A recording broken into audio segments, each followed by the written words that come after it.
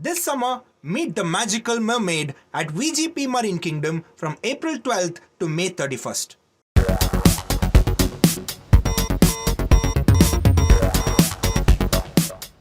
Hello and a warm welcome to Federal special program Capital Beat. Polling in the penultimate phase of Lok Sabha elections has just got over. It was spread out across 58 Lok Sabha seats across 6 states and 2 union territories. 14 seats in UP, 8 seats in Bihar, 8 in Bengal, 6 in Odisha, 4 in Jharkhand, and 1 in J&K, that is Anantnag and Rajouri, which was supposed to go to polls in the third phase, but that was postponed and shifted to today's, that is the sixth day polling. But amidst the polling today, what has happened? There were no indications that Election Commission would bring out the absolute numbers of the voters, with the votes polled. But today, around say 3:30 or 4 o'clock, Election Commission of India has shared the absolute numbers of the votes polled, the voter percentage, and that list has come across as a jolt, where people have just started writing that after all the pressure of elections being rigged, now Election Commission is forced to bring out those absolute numbers. So what does that story go to show? And also, how are the odds stacked up across these 58 seats? We'll discuss all of this. Joining me now is Javed Ansari, senior journalist, political analyst. And thank you so much for joining. We have Anil Tyagi, who's a senior journalist, political analyst, joining us. And Shaira Naeem, who's a senior journalist and political commentator. Thank you so much for joining. And I'd like to begin with Javed today. Javed, how would you really see, and of course, the biggest talking point right now is that Election Commission has shared the voter turnout data. That is the biggest story which is being discussed right now. Till yesterday, even in the Supreme Court, there were no indications. And in fact, the Election Commission's lawyer, Maninder Singh, kept on saying that, this Form 17C cannot be shared and it is based on false allegations. It is based on suspicion. We do not have the legal mandate to share the Form 17C. Now they have brought out the absolute numbers. So what does this story go to show actually? So what has prompted them, if this doesn't have legal mandate, then why have they gone and done something illegal? Somebody should approach the court, no? And why were they resisting it in the Supreme Court? And then after the Supreme Court said, okay, we will not interfere till the elections are over, wisdom suddenly seems to have dawned. So what prompted this? There must be something, there's some reason behind this. It's too early to really get to the bottom of this, but there must be something that has prompted them. Because I can't believe that suddenly their conscience is awoken.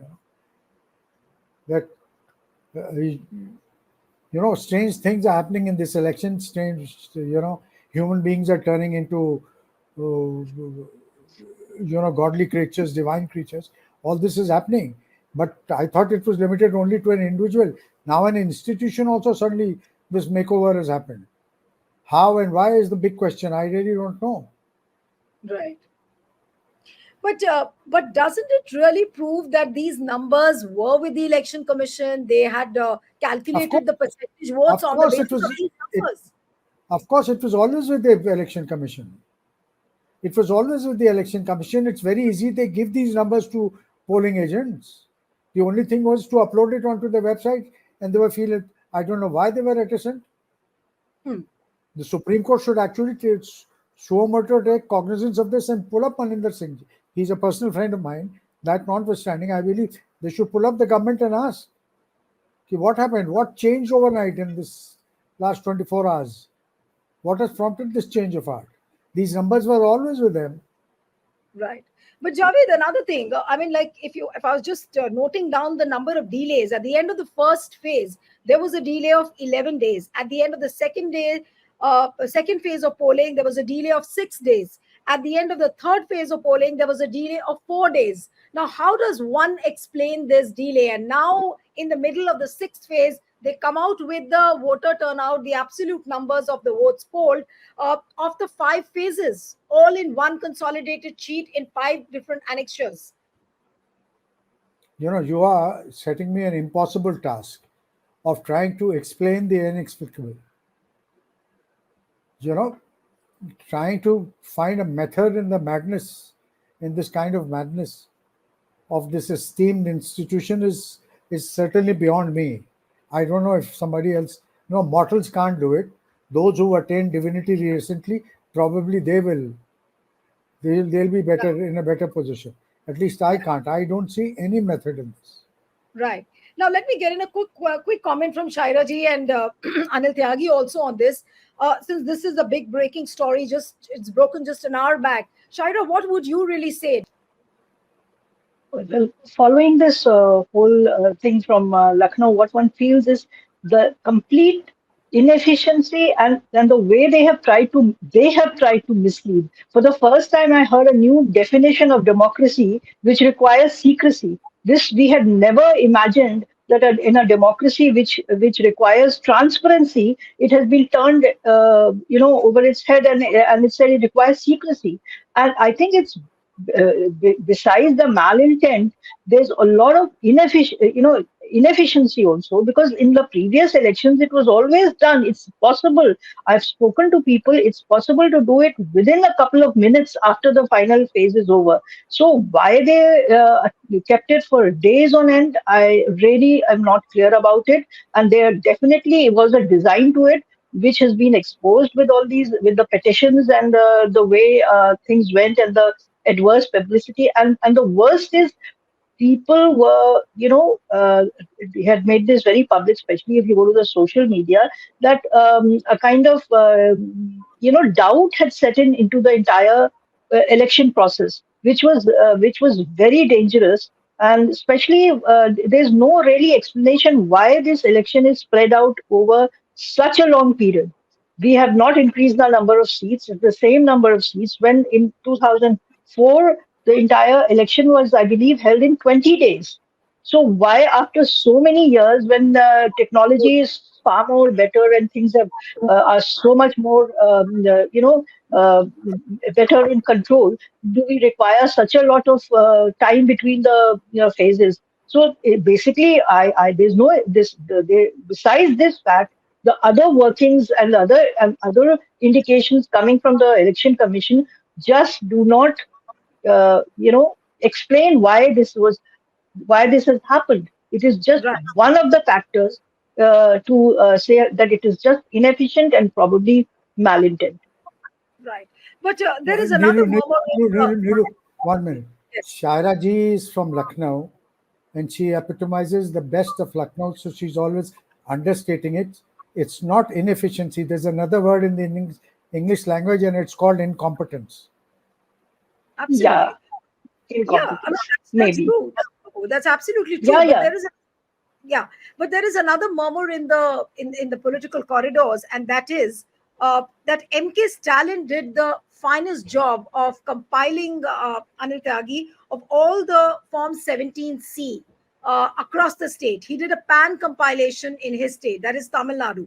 Then this was followed by Mamta. She had started this in tidbits. So apparently, Rajiv Kumar got to know of this, that if two states can do it, then he will be exposed. And that is the reason why probably he disclosed this polling data today in the afternoon. Do you think that this could be the reason, or there is something else beyond what we are talking?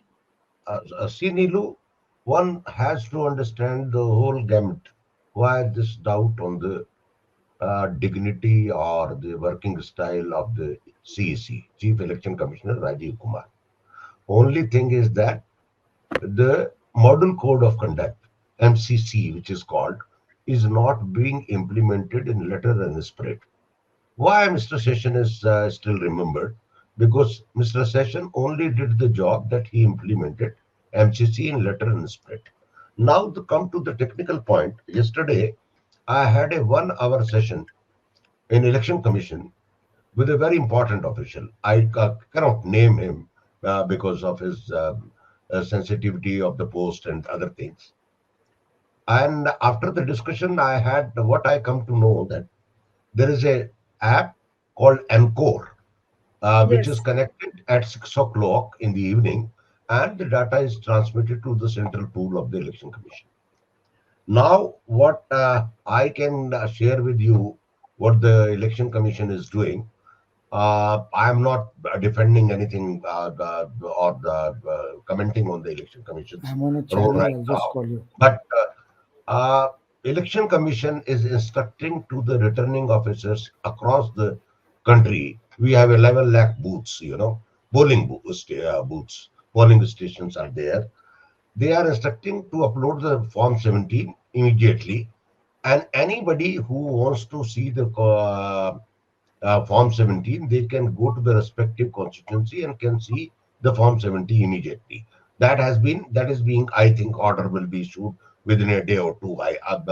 That's what I have been briefed.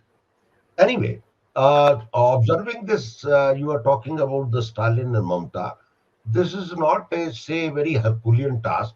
If you instruct the returning officers or the chief returning officer, which is the chief secretary of the state, if he instructs to the returning officers that the form 17 be uploaded immediately, he is under obligation in the law as per MCC rules that he has to upload the form 17 immediately.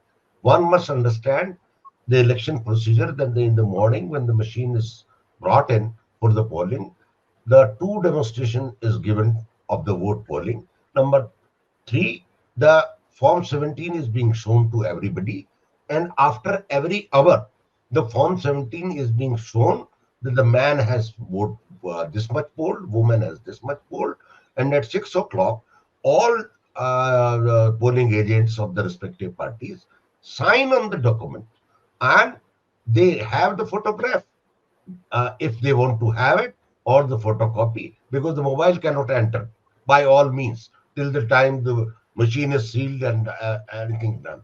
The three copies are being done. One is with the returning officer, one is with the machine, third one is the political agents. Three copies are given. All the form 17s are being tallied on the counting station. If any discrepancy is there, they can fill up the form, file the objection, and elections have been set aside on this basis. Right. So it is not a Herculean task that Form 17 can. Only thing is that what we are doubting is in the age of see this digital India, which we talk about, we are needing in speed compiling what the election commission was telling me, compiling the 11 lakh booths data in a day or two or three is a little bit difficult task. We have not been, we are not prepared for that kind of a thing. But if the country needs, we are going to instruct to all returning officers to upload respectively in their constituencies, and later on that can be consolidated and India can come to know. That is the scenario right now.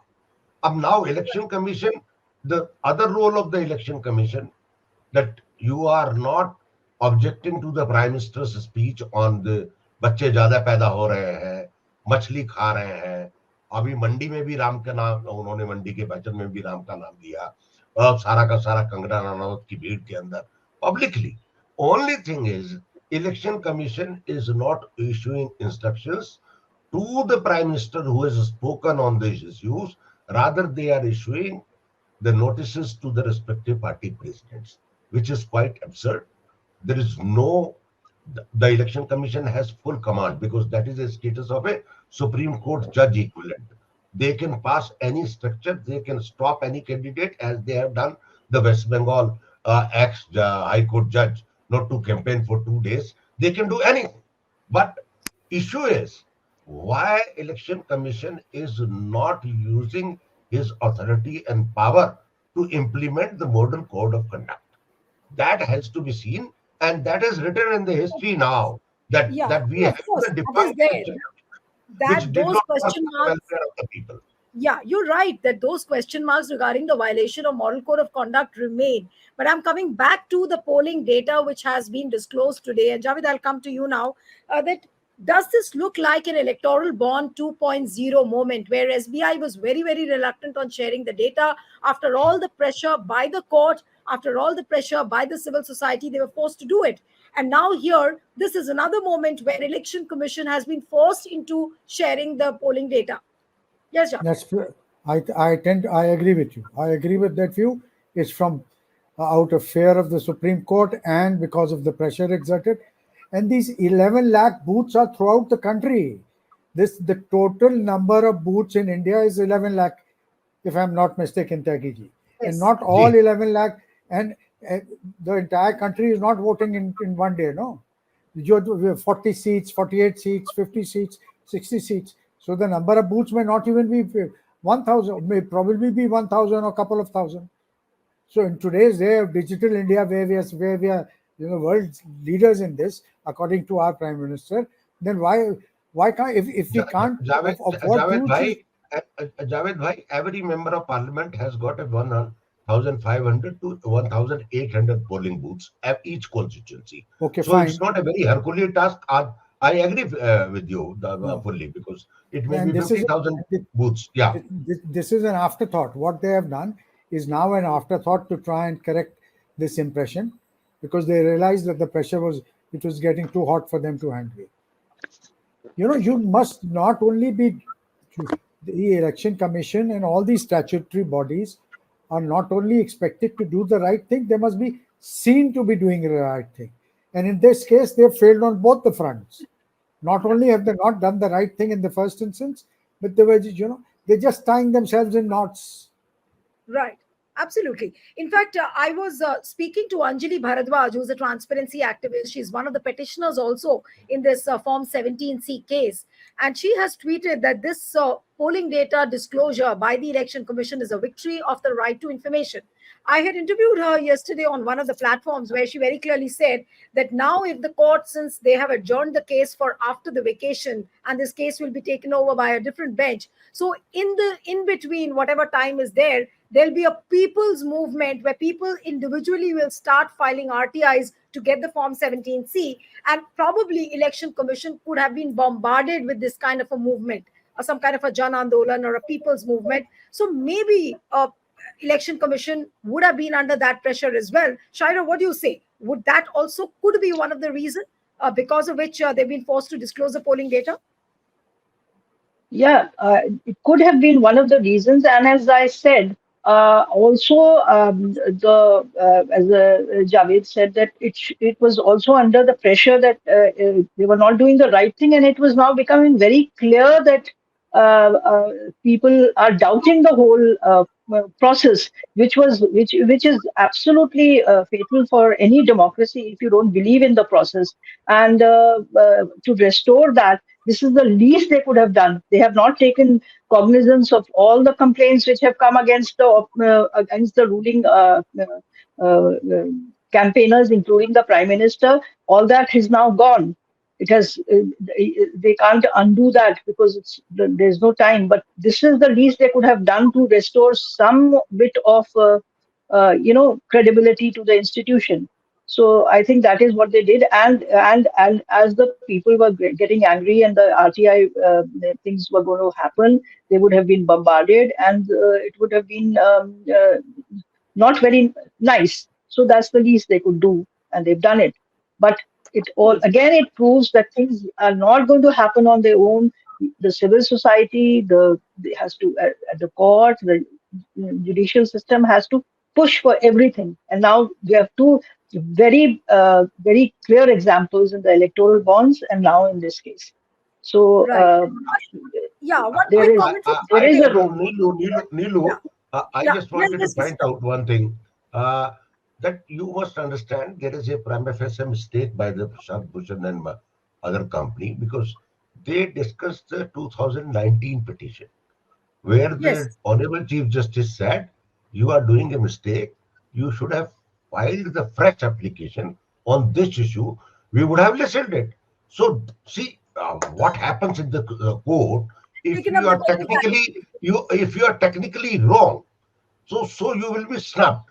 Though the intention of the court was good to listen to the whole case, but because of the mistake of the petitioner, this whole issue boomeranged on our face. They should have taken the care of this. They should have filed the fresh case rather to put up the case in between on the 2019. They did the mistake.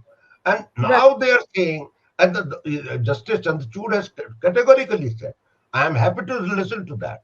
But if you are technically wrong, that procedural the corrections I can't do in this. So No, there is a procedural mistake, yesterday's bench of Justice Dipankar Datta and S.C. Sharma also said that they are not Yeah, dismissing the case, but they will adjourn it to a further date. And yeah. yesterday also these technical points were discussed. But the point is that, what is paramount? What is more paramount? Saving the democracy, saving the constitution, or looking at the technical aspects? But that's a different story altogether. Now, don't you think that Election Commission really stands exposed, despite Rajiv Kumar in the morning saying that, people have been misleading, people have been casting doubts. And they have also ended up embarrassing the Supreme Court. The two learned judges said that we are adjourning it. We don't want to interfere during the process. Now Right. that this election process is ongoing, we don't want to interfere. And these gentlemen did precisely that. They first said that they can't do it, and then 24 hours later, they have what they were opposing in court. They went and uploaded those things. So they were ended up exposing Justice Datta and his colleague. Right. Absolutely, absolutely. Okay, They- so yeah, so now moving on from the polling data which has been disclosed today, we've completely forgotten that 58 seats went to polls today. And coming to you, Mr. Tyagi, you followed Delhi and Haryana very, very closely. Now, last time in 2019, if you look at these 58 seats, 40 seats were won by BJP. Now, how do the odds stand up this time in 2024? If you look at the number of seats which have gone to polls today, according to you, See, Nilu, before I move to the thing, I want to just point out one election commission process one must understand. The day election is announced and the election is ends, the procedure is the election has to be in and the result has to be out.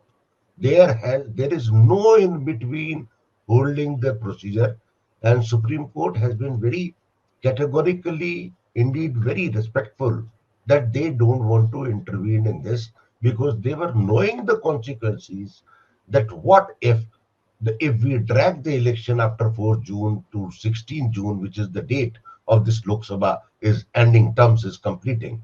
So what will happen? Because then he will not be the Prime Minister.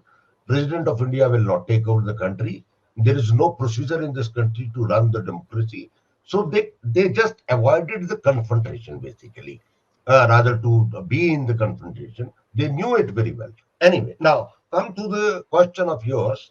There are 486 seats out of which has been polled now. Only yes, 57 seats left. And now, if you see in Delhi people are very enthusiastic. I have also polled my vote. This is the thing in the morning itself. And Delhi is very particular. Delhi is silent, basically, but undercurrent is there. Delhi has got two, three scenarios. Either the seven seats all go to the BJP, or seven seats goes to the AAP and Congress combination, or there are third scene is the five seats to Congress and AAP scenario and two for BJP. That is the only scenario which is available. There is no in between what I can see, because if the people are not confused, people are very clear headed. If people are clear headed, then this poll is wiped out completely for the point of the BJP. Then the Congress and AAP will have the show.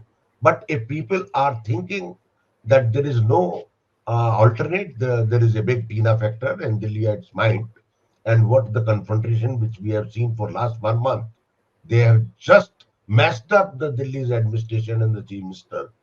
Then I do not know. There is no sympathy wave in favor of the Mr. Kejriwal, and there is no sympathy wave or there any wave in favor of BJP. It's a tough fight in Delhi. Now let's come to the Haryana. Scenario is very clear. There is no if and but. If you see the crowd which is going to vote for the on the polling stations, and people have someone one village in Ochana has just put up the vote, and they have not voted a single vote there in the village. That is the resentment against the issues which they are raising. So election in Haryana, almost seven seats are in one way. There is no in between. I don't see any hope for the BJP in Haryana. There will be a miracle if one or two seats they are able to win. which is unlikely. Which is unlikely, I am saying you. The You election has see, been taken. right. So you see gains coming out of Delhi and Haryana for Congress, at least in this particular The phase India of Alliance. the India India, line. India allies, India allies. I All can right. count on the constituencies if you wish, but let the others speak. There is no Right. issue. Yeah, Yeah. yeah. No, I want to come to UP also, and Shaira, I'll come to you now. 14 seats in UP have gone to polls today. How do you think that the odds are stacked up? Who seems to be having an edge, whether it is India Alliance or the BJP? See, these 14 seats were not very good for BJP in any case. Even in 2019, they had lost five of them. And they managed to wrest one during a by-poll, the Azamgarh seat. But and in the assembly elections, they performed even worse in these 14 seats. Absolutely, Out of the yes. 70 assembly seats, of they got only 28, and and their partners together, they got around 35. It was a 50-50 between the Samajwadi and the BJP, which is as late as 2022. So, in there are several constituencies, like, for instance, Azamgarh, Lalganj, Ambedkar Nagar, where there's not a single BJP MLA.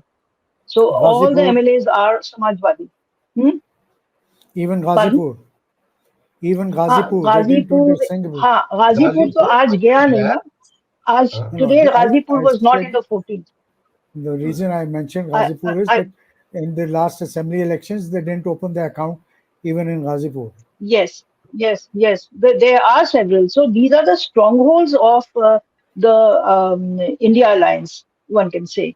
So it is a tough fight, and things have become even more difficult as the campaign of the India bloc took over, and as now the focus keeping on strictly on the day-to-day struggles of the people, on Samvidhan, people issues which people can relate to. On the other hand, there is this completely bizarre campaign going on of Toti Chor and Shehzadas, and the we know all that. How much people can relate to this now? It's become a laughing stock virtually.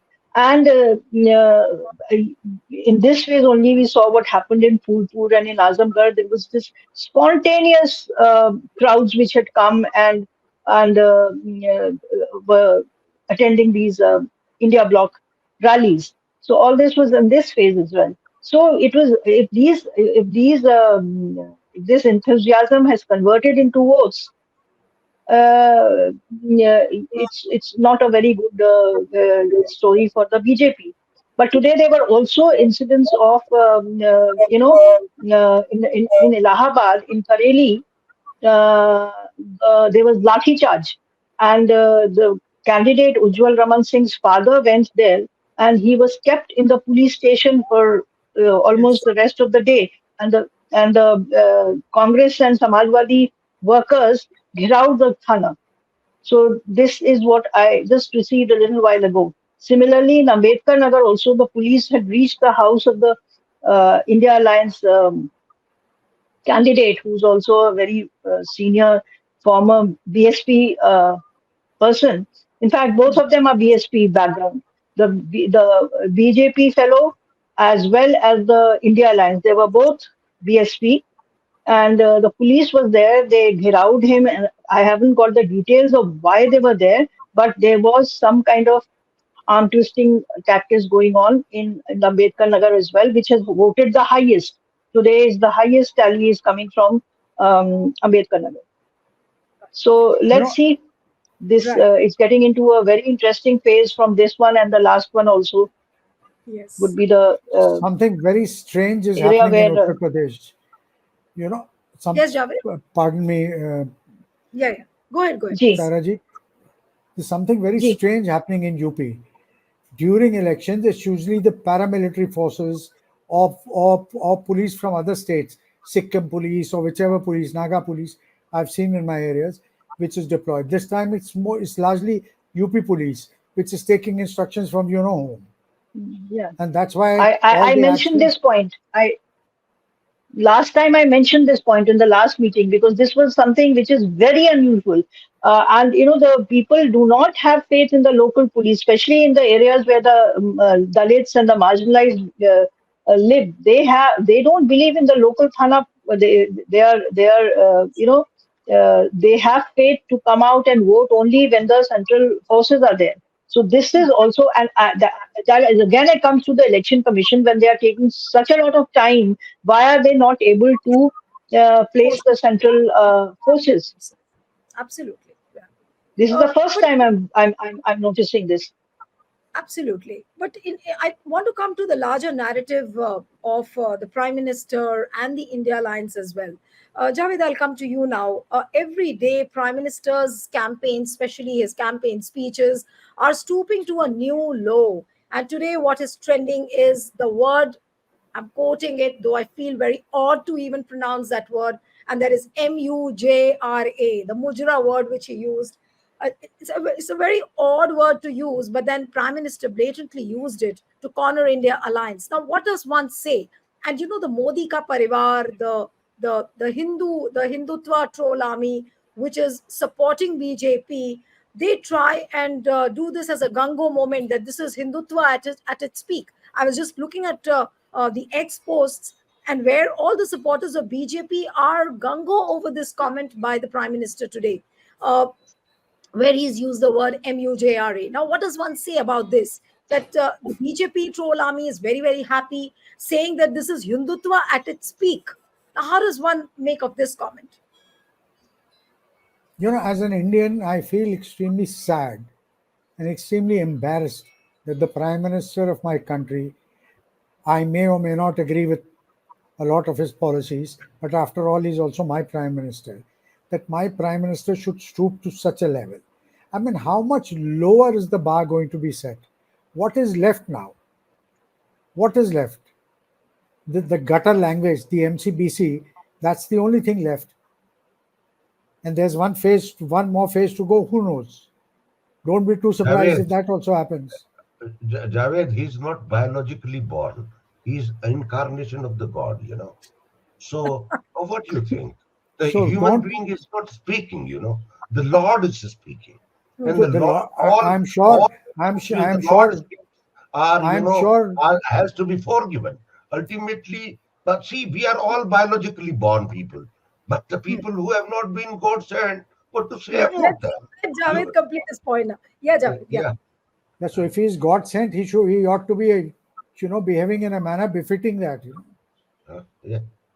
I mean, honestly, just imagine what if an Indian sitting in Dubai or London or in New York or wherever, I mean, what kind of face is he going to show this people? This is the kind of discourse that we've descended. This is the level of discourse in our traditions. I have relatives, across the subcontinent, and I used to adopt this big high moral ground. And Sharaji will relate to this. We used to take this Yeah, big moral ground with our guns. You come and learn, come ethics from us. Come and learn we how to conduct we elections. all have. Yeah. And now, what is this? Across the border, there was Form 45, jugglery happening with Form 45. Here it's Form 17. Absolutely. There they were discussing the ministerial cycle of Imran Khan's wife. Here we are discussing mujras. So how are we any different? We, Absolutely. we're trying very, very hard to, beat them even at this. Right.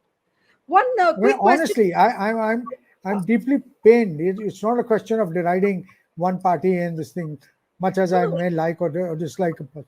But as an absolutely. Indian, I feel demeaned by the kind of, especially this gutter language terminology being used by my prime minister. Right. By the One sanskari people.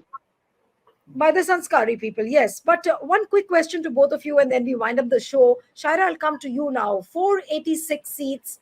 Uh, the elections are over on 486 seats now. Just about 57 seats left. The last phase to go to polls is on 1st June. Are we in a position to predict this election so far, or it's still very, very iffy and it's not very clear? Because different voices are coming from all across the corners. we have to see the voices coming from where, who's controlling the voices. So I can only comment from what I see, the mood of the electorate, which I have assessed, and that is very different. It's not translated into the mainstream media, which I see, which I try not to see, but I have to see. So there is no correlation between these two. So it's very difficult to arrive at uh, a conclusion. But in my heart of heart, I know what if this translates, the mood translates into numbers, it will be very different and definitely not what the popular media is trying to present. I'm very All right. sure of that. All right. I'm going to come to Javed now. Javed, what is your hunch, or you don't want to guess it at all at this point of time? Look, it's going to be much closer than 2014 and 2019. Okay. I have a lot of faith in what the India My Access pollster does and says, and he believes that it will go down to the last, to the wire, to the last vote, to the last day. So if it's that close, then anything can happen. So we should even brace ourselves for a surprise. Right. Although So let me that Haryana, confess, when this election started, I was amongst those who thought that this was a no contest. yeah. Absolutely. Yeah. I remember you've done so many shows where I remember you said this. But the way the campaign has happened, now coming to the last question to you, Mr. Tyagi, what is your feeling? I mean, nobody is wanting to guess, but yes, post 1st June, and on that day itself, the exit polls will start coming. You don't know what the exit polls will say, but what you've also been traveling, what is your sense on the ground? Is it going to be a very, very close contest? And if it is a very close contest, will India Alliance be able to pull up that muscle, walk up to the Rashtrapati Bhavan with the required numbers and say that, look, we are there to form the government? they will be the single largest party. There is no doubt about it. And constitutionally, the president of India has to invite to form the government. Where is the doubt? But no doubt, this election is keenly contested. It is a very fierce battle on the field, and how it will turn out in a result, nobody knows about it because people are angry. And I was watching the Ajit Anjum show yesterday from Amethi, the bites. It was quite surprising. People are not bothered about the issue. Somebody is saying Ram Mandir, somebody said Kamal, somebody says this. It was quite amazing to hear those bites. But still on the ground, the area which is on which the UP is being polled today, it's going to be very, very tough for the BJP. And the next phase is also very tough for the BJP. Let us see, because UP has got the key for the prime ministership. If they lose around 50 seats, then there is no chance that they will be able to form the government. Let us just put our finger crossed how the UP votes. Haryana has voted, the data has come to me, 58% approximate the Yes. vote is there in Haryana right now. And let us see how the things comes up. Hope for that Indian citizens have voted wisely, with wisdom and with conviction, for the right direction of the country. Let us see how the things comes up. And just remember 22nd January, when all this build up to the consecration of the Ram temple happened, people thought that BJP will sweep Uttar Pradesh. And this Uttar Pradesh, the very same Uttar Pradesh, is becoming a tough political ground for BJP.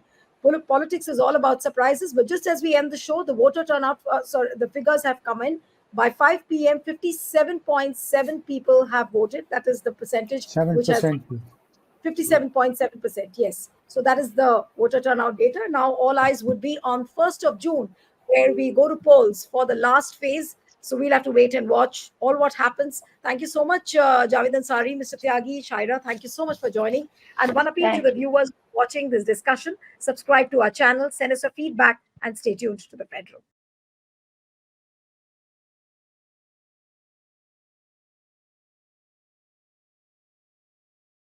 This summer, meet the magical mermaid at VGP Marine Kingdom from April 12th to May 31st.